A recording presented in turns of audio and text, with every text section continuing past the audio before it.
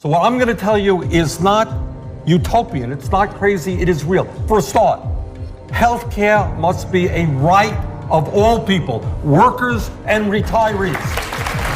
As I see it, the great political problem that we face right now is that we have a Congress that is more interested in representing their campaign contributors and the very wealthy than the needs of ordinary Americans. You got 1,400 well-paid lobbyists right now, and they're working, if I may say this, they're working against you, they're working against your daughter. The only thing they want is more and more profit, and they could care less about the needs of the American people. The abdication of Congress to its responsibilities over war has had incredibly dire and horrific consequences for the people of our country and, in fact, the world. We have a middle class which has been shrinking for 40 years. There's enormous pain out there. Everything being equal, the younger generation will have a lower standard of living than their parents.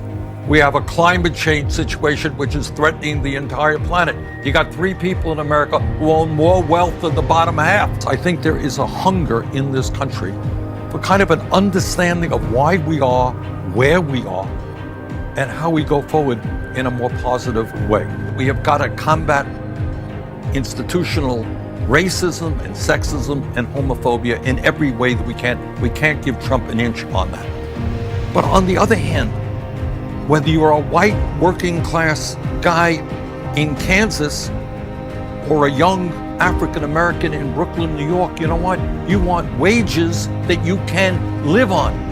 We can create up to 15 million decent paying jobs by rebuilding our crumbling infrastructure. Roads, bridges, water system, wastewater plants, airports. What we need to do is bring forth an agenda that working people all over this country are going to respond to. And let me be very clear, and I've said it before.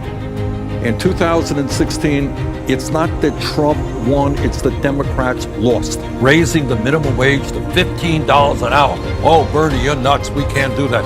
Well, all over the country, people are now doing Medicare for all. Why isn't the United States joining every other major country on earth?